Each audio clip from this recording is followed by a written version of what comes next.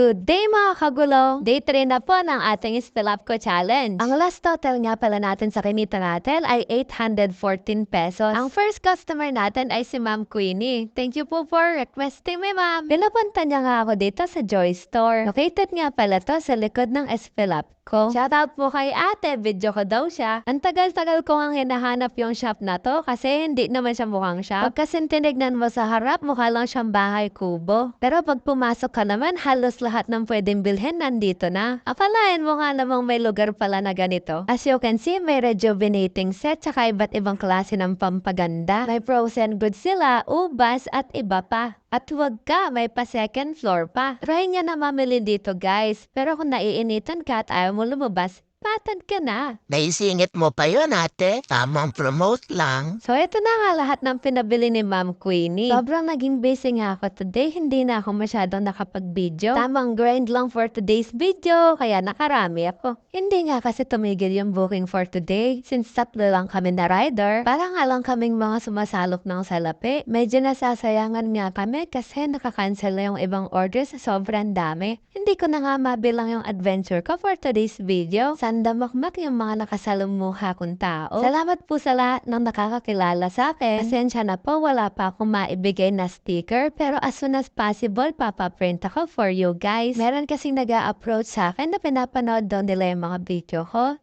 Nakakataba nga lang ng puso. Shoutout po sa guard ng Beverly Hills. Shoutout na rin po kay Fafa Pig na laging nanonood sa mga videos ko. Maraming salamat po sa inyong lahat. Stickers soon. At dito na nga tayo sa moment of truth mga kagulong. Ang kinita natin for today's video ay tumataginting na 1,005 pesos. Ayan na yung pinaka-net pay natin. Nakapag-gas na ako ng 200 pesos, kumain na ako ng burger na dalawa, worth 140 pesos, and napasticker ko si motor ng worth 100 pesos.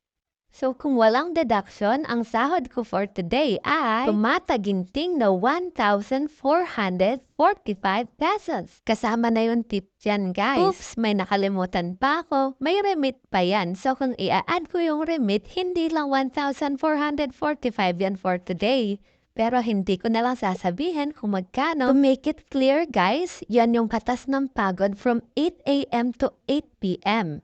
Walang pahingang deliveries kundi lunch lang. Hindi na nga ako nakapag-video kasi sobrang dami ng orders talaga at sobrang naging busy ang tita mo. Masaya na sana si Spill Up ko kasi madadagdagan na siya kaso hindi ko to i-add. Ito na kasi yung magiging budget ko for Bulacan guys. So 0 muna tayo for today's video sa Spill Up ko.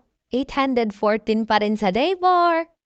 Thank you so much for watching guys. See you for my next special episode na pinamagatang The Beauty of Bulacan.